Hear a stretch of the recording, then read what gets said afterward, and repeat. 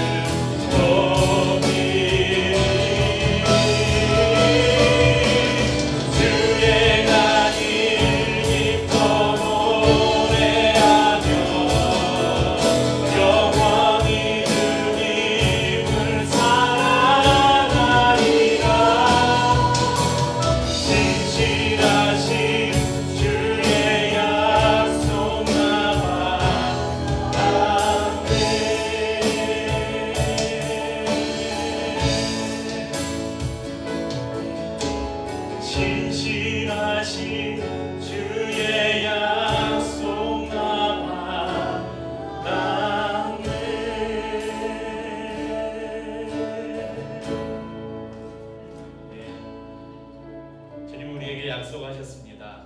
주님이 우리의 위로자고 피난처가 되시겠다고 우리에게 약속해 주셨습니다. 그 주님께 피하고 그 주님을 의지하는 자를 주님이 지키십니다.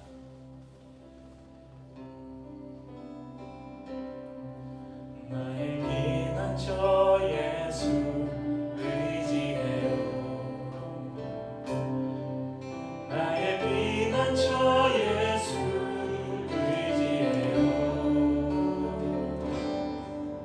나의 가는 길에 거센 바람 몰아쳐와도 나의 피난처 예수 의지해요. 나의 피난처 예수, 나의 피난처 예수 의지해요. 나의 피난처 예수 의지해요. 나의 가는 길에 거센 바람 몰아쳐와도 나의 피난처 예수 의지해요. 나는 영원히 주님 사랑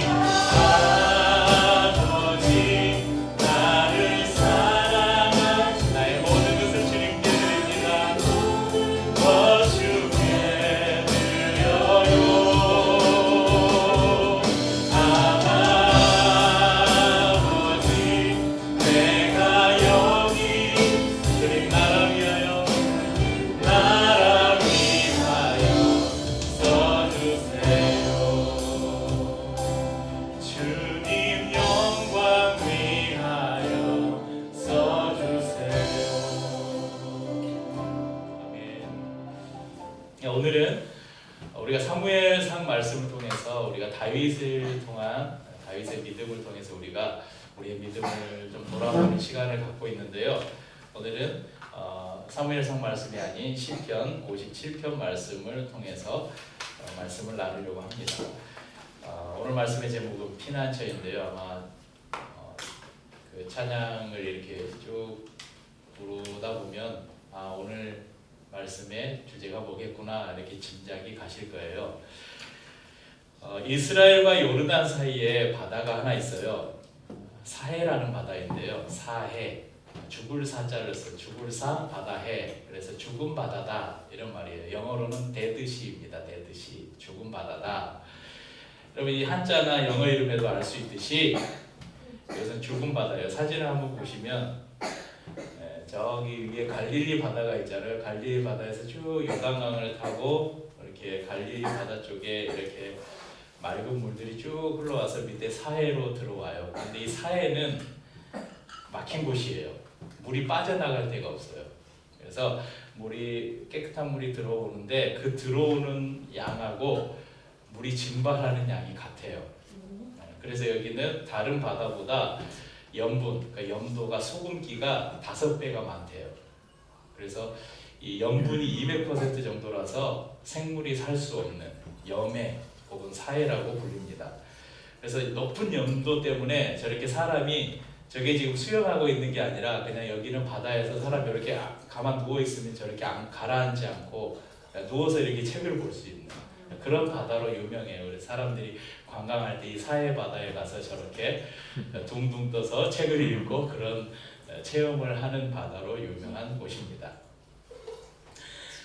말씀드렸듯이 이곳은 염분이 강해서 그 주위에도 영향을 줘요. 그래서 주위에는 온통 깎아지는 절벽, 동굴, 계곡 등의 황무지가 펼쳐져 있고 하이에나나 도마뱀, 말똥가리 등 좀 우리에게 위험한 그런 동물들이 살고 있습니다. 그리고 오늘 우리가 말씀을 나눌 이 말씀의 주인공도 지금 이곳에 살고 있습니다.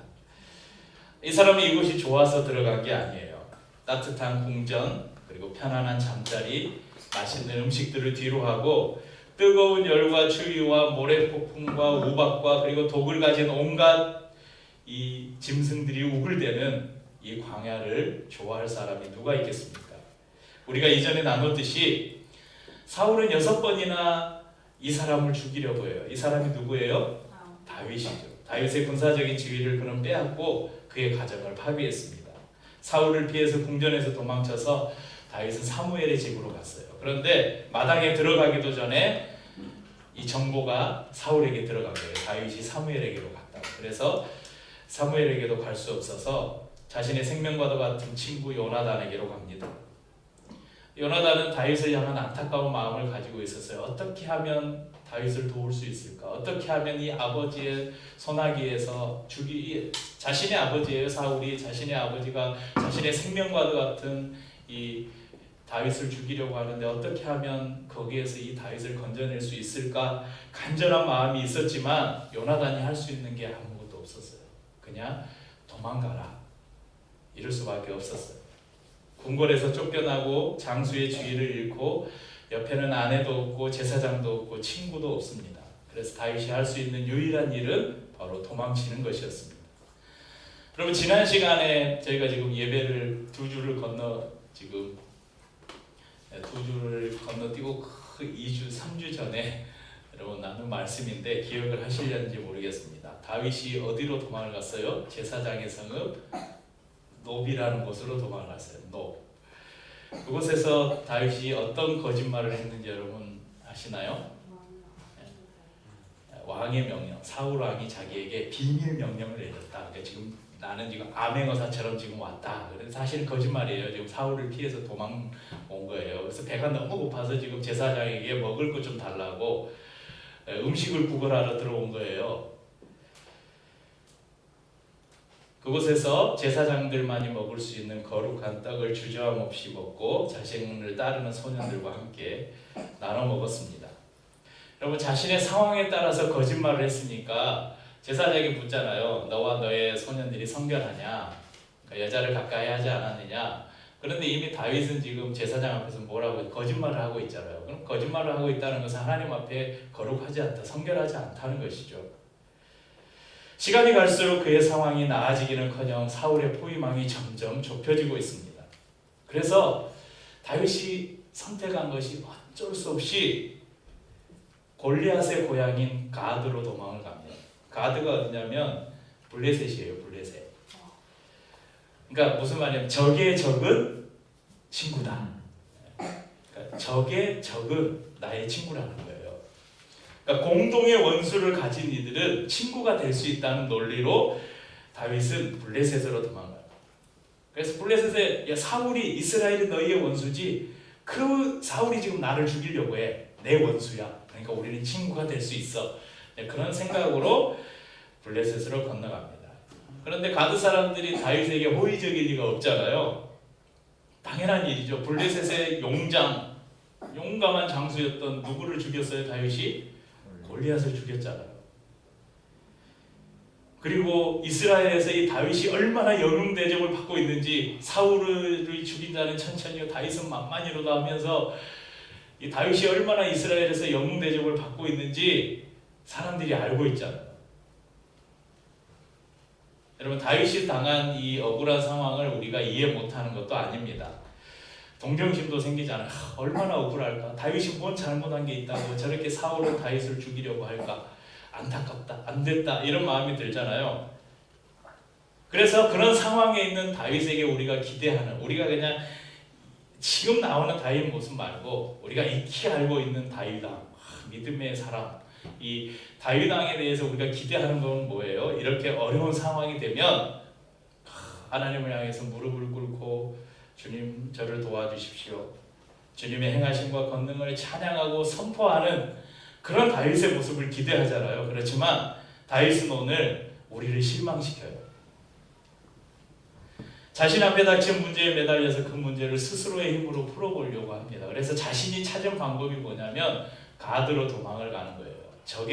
우리의 적의 나라로 도망을 가요. 그런데 거기 가면 죽을 것 같잖아요. 그래서 사무엘상 21장 13절 14절을 보면 그들 앞에서 그의 행동을 변하여 미친 채 하고 대문짝에 그적거리며 침을 수염에 흘리매 아기스가 그의 신하에게 이르되 너희도 보거냐 이 사람이 미치광이로다 어찌하여 그를 내게로 데려왔느냐. 좀 상상이 되세요? 그의 앞에서 행동이 변하니까 이제 아기스에게 사람들이 다윗을 데려갔겠죠. 그러니까 미친 체 하면서 막 침 질질 흘리면서 막 벽에다가 막 긁고 이런 거예요. 우리 역사에도 그런 인물이 한 사람이 있었어요. 그 흥선대원군이라고 아시나요? 고종 황제의 아버지 흥선대원군, 세국정책. 나중에 이제 그 한국사 시간에 배울 텐데 흥선대원군이라는 그 사람이 있는데 이 사람이 그 당시에 안동 김씨가 전 그 모든 실권을 다 잡고 있었어요. 그래서 주위의 왕손이나 왕이 될 만한 위협이 될 만한 사람들을 다 제거했어요. 그래서 이 흥선대원군 이항이라는 사람도 그런 죽을 위기에 처하니까 뭘 했냐면 미친 척하고 산 거예요. 날마다 술 먹고 막 미친 척하면서 그런 시정 잡배들과 어울려 다니면서 그래서 정적들이 아유 쟤는 그냥 가만 놔둬도 되겠다. 그래서 살아남아서 기회를 엿보다가 자신의 아들을 왕으로 세운 거죠. 다윗도 마찬가지였어요. 사울을 피해서 블레셋으로 도망갔지만 그런 블레셋의 적국인 이스라엘의 영웅이었잖아요. 블레셋의 장수 골리앗을 죽인 인물이었습니다. 그가 블레셋에서 자신의 생명을 유지할 수 있는 유일한 방법은 미친 척하는 거였어요. 여러분 사람들이 다윗을 얼마나 조롱했겠어요. 야, 쟤가 이스라엘에서 영웅이라는데 쟤 미친놈이잖아. 한번 상상을 해보세요. 이스라엘의 영웅이 침 질질 흘리면서 막 긁어다니면서 그런 모습을 한번 그려보십시오. 아마 가드 사람들이 통쾌하지 않았을까. 야, 저놈이 드디어 정신이 나갔구나. 잘 됐다. 이렇게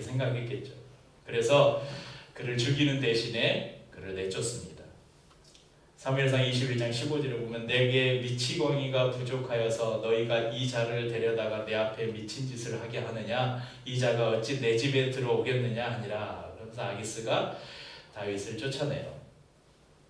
어쩔 수 없이 찾아간 가드 땅 그곳에서도 다윗은 쫓겨납니다. 다시 사울의 궁전에 갈 수 없고 자신의 집 미갈의 집에도 갈 수 없고 사무엘에 있는 성전에도 갈 수 없고 노베 은신처로도 갈 수 없었습니다.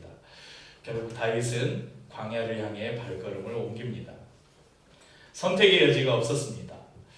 광야를 걷던 그가 아둘람이라는 곳에 이르러서 한 동굴을 발견합니다. 그리고 그 굴을 찾아 들어간 다윗은 굴에서 자신의 몸을 뉘입니다. 오랜만에 찾아오는 평온함에 눈을 감습니다.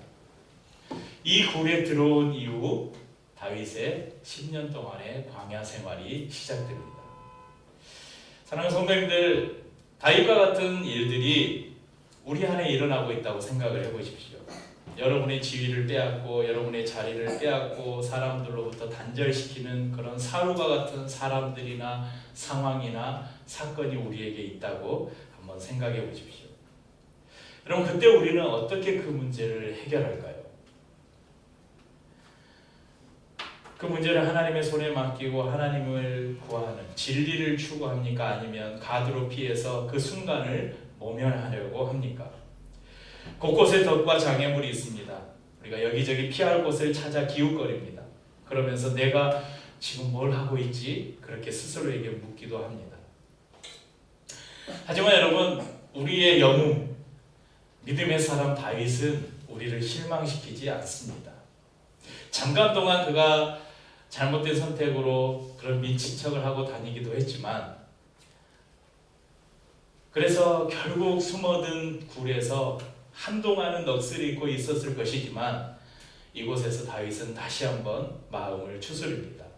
거인을 이겼던 소년 다윗의 용기를 회복합니다.